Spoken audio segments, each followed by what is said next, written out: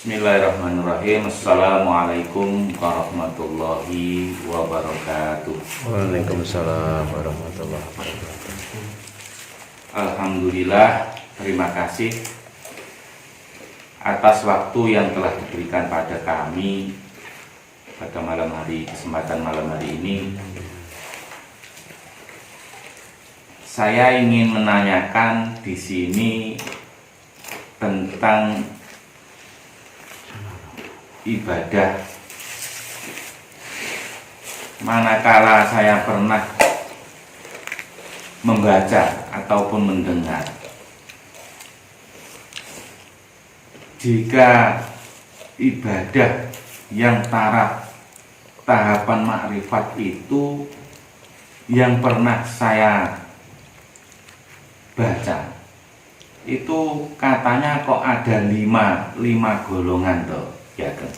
Jadi di sini saya ingin menanyakan, apa benar tahapan ibadah ma'rifat itu ada benar-benar 5 golongan? Nah, terus di antara 5 golongan itu apa memang ada tahapan-tahapan antara satu, yang kedua, ketiga, keempat, dan sampai kelima? Jadi saya minta penjelasan Ki Ageng berkenaan dengan ibadah makrifat itu, dan makrifat yang mana mungkin yang lebih berarti atau lebih punya tingkatan yang mungkin diduduki oleh umat manusia di muka bumi ini.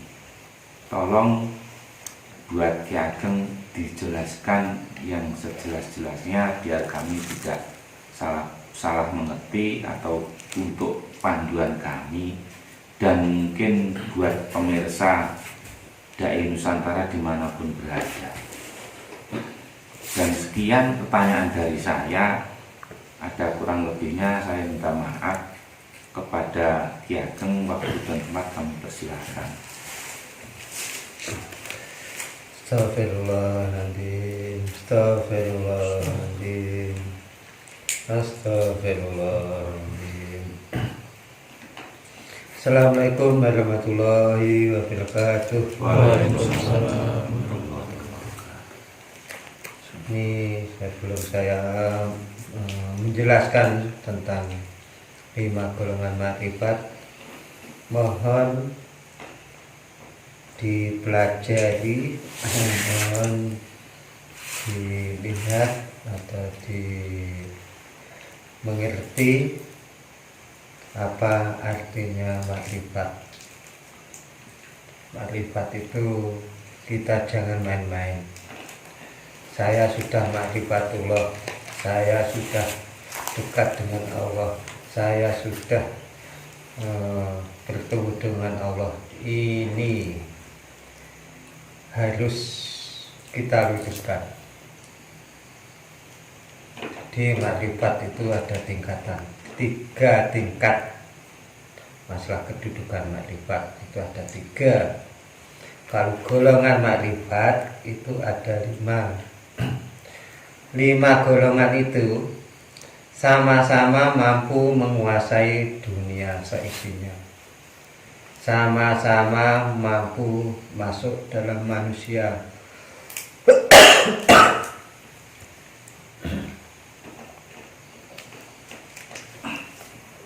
sama-sama masuk dalam diri manusia, sama-sama bisa menyesatkan, sama-sama bisa membawa kesempurnaan ketika menghadap Allah.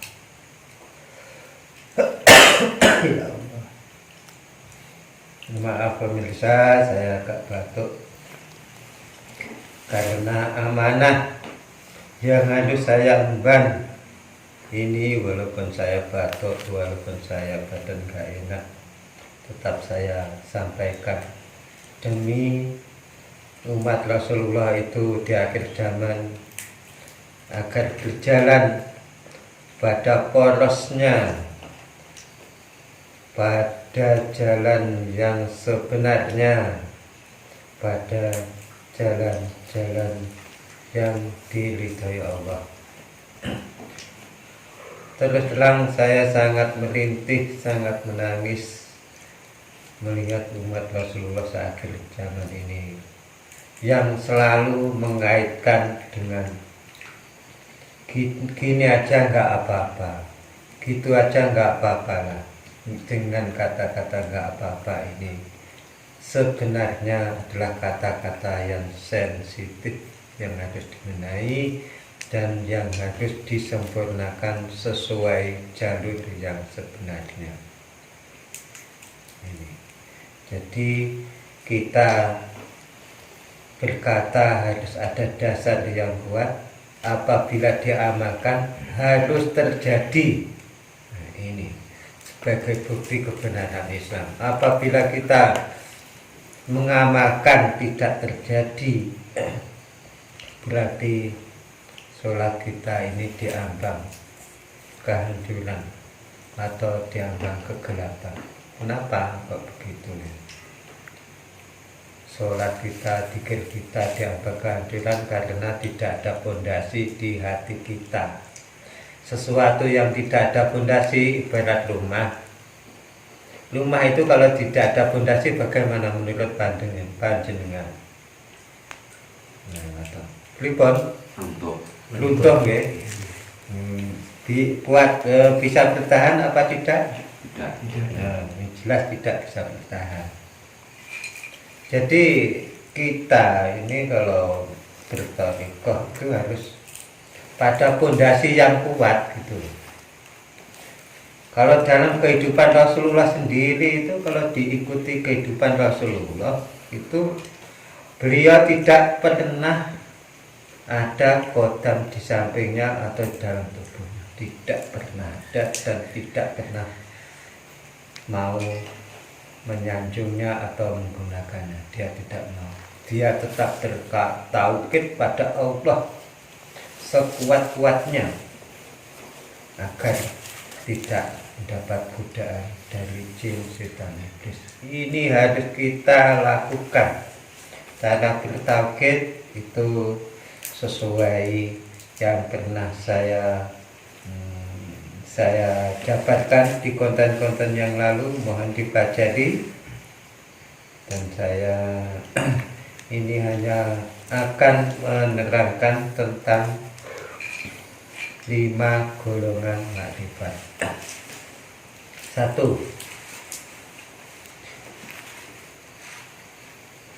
Makrifat 5 golongan ini, satu kelebihannya itu semuanya mempunyai kedudukan yang sama, mempunyai tugas yang sama, yaitu bisa menembus di muka bumi, dalam bumi, di diri manusia, dan di diri semua makhluk-makhluk yang lain. Semua mempunyai kedudukan yang sama, tapi jalurnya beda-beda, jalannya beda-beda. Nah, ini harus kita kuat, harus kita bongkar demi kesempurnaan umat akhir zaman. Nah, gitu. Jadi 1. Makrifat di lingkup golongan jin. Makrifat golongan jin ini, kalau manusia sudah diselimuti ilmu golongan jin, maka dia bisa melihat sana sini, bisa melihat karena pakai lewat kodam jin, bisa membuat dia kuat, bisa membuat dia hebat, bisa membuat dia mendatangkan keajaiban, kekebalan, dan lain-lain. Ini adalah makrifatnya golongan jin. Makanya dari tim Dai Nusantara tidak heran, itu semua saya tidak ingin, walaupun dikasih berapapun tidak ingin. Tim Dai Nusantara tidak mau, tidak butuh itu semua, percuma dengan itu semua, gumbal. Yang kedua kali adalah makrifat golongan syaitan. Makrifat golongan syaitan ini tujuannya adalah menyesatkan manusia yang tidak disadari. Makanya Kalau golongan setan ini, kalau kita ingin tahu, kamu mengaji sehebat apapun, dia tidak takut, dia tidak menyerah, dia bahkan dia mengikuti apa yang kamu ucapkan. Nah ini loh, bagaimana kamu untuk menghidupkan mereka. Sedangkan yang kamu masukkan dalam hati itu seperti itulah. Ini yang menjadi penyakit umat Rasulullah akhir zaman. Ingat itu semua. Jangan main-main dengan thariqah. Apabila kalian tidak benar-benar mengembalikan poros yang sebenarnya, maka kalian bertanggung jawab sampai di akhirat, sampai di neraka. Tanggung jawab kalian. Berapa banyak santri kamu yang kamu masuki, kodam yang kamu masukkan dalam dirinya, maka kamu bertanggung jawab sepenuhnya sampai di neraka. Walaupun kamu ahli thariqah, ahli dzikir, ahli sholat, ahli ibadah, tapi yang kamu masukkan dan menyesatkan, ingat ini semua, berhati-hatilah untuk menjalankan thariqah. Yang ketiga, golongan iblis, makrifatnya iblis. Nah, lihat makrifatnya iblis adalah golongan tingkat tinggi. Dia adalah mengabdi dengan dajjal untuk menyesatkan umat-umat di muka bumi, terutama umatnya Rasulullah. Dia akan hancurkan sehancur-hancurnya. Saat ini umat Rasulullah sudah tidak ada harganya, tidak ada apa-apanya. Yang ingat, mohon dukungannya untuk kembali ke jalan yang diridhai Allah. Yang keempat, makrifat golongan siluman.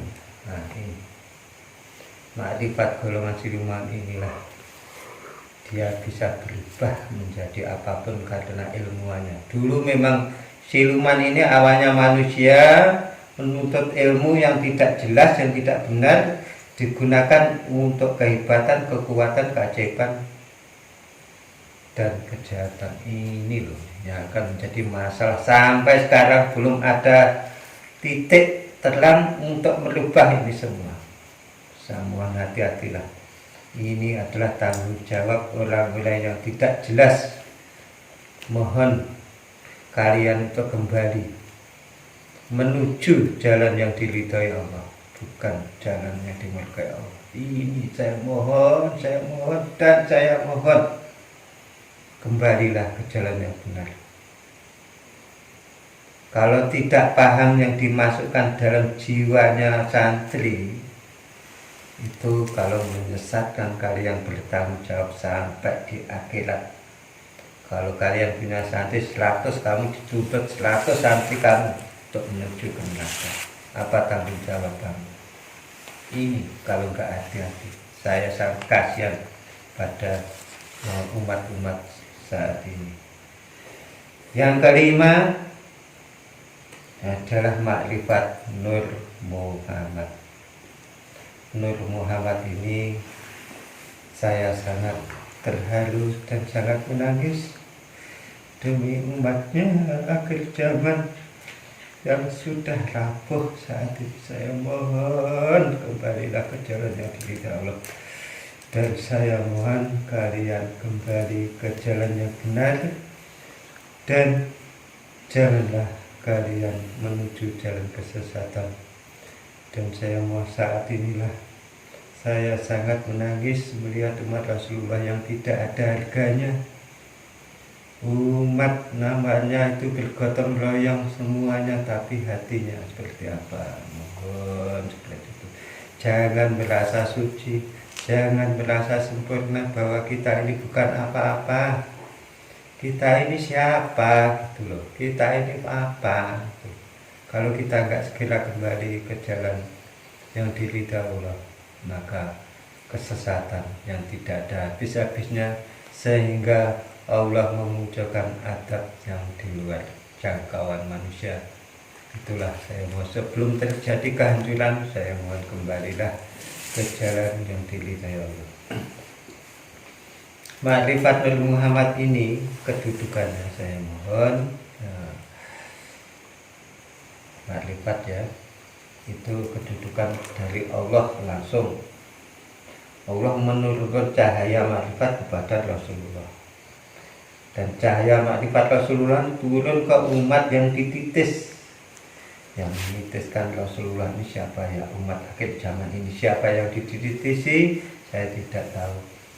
Yang saya tahu adalah cahaya iman, cahaya tauhid yang sama dengan cahayanya Rasulullah, cahayanya malaikat, cahaya kebesaran Rasulullah itu sama, itulah bisa kita jadikan pegangan, karena itu bukan cahaya sembarangan, bukan cahaya golongan yang menyesatkan. Itu adalah cahaya penyujuk, cahaya yang penuh rahmat, cahaya yang penuh kedamaian, cahaya yang bisa menjadikan saksi di alam kubur sampai ke yaumul hisab. Itulah cahaya penerang kehidupan dunia sampai akhirat. Ini adalah keterangan kami. Silakan para pemirsa menilai uraian kami tentang kebenarannya, tentang kesempurnaannya, dan kami bukan apa-apa.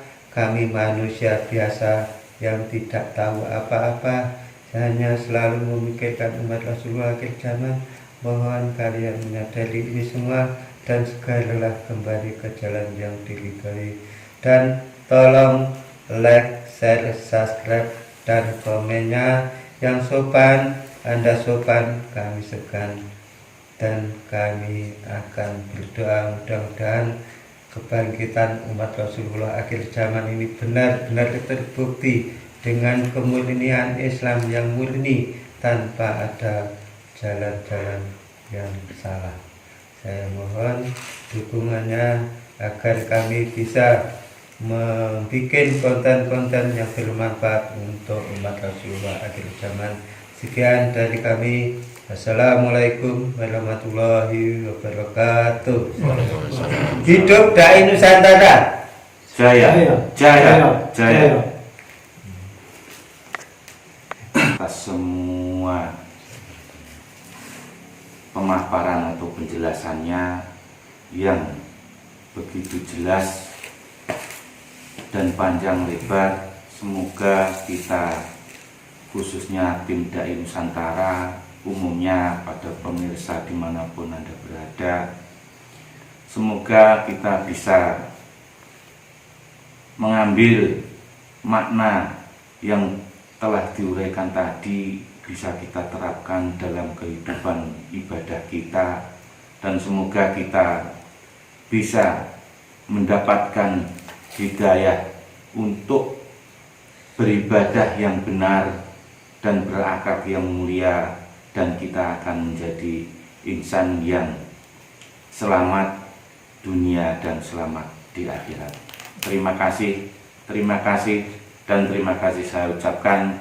Cukup sekian dari saya, ada kurang lebihnya saya mohon maaf. Wassalamualaikum warahmatullahi wabarakatuh. Tetap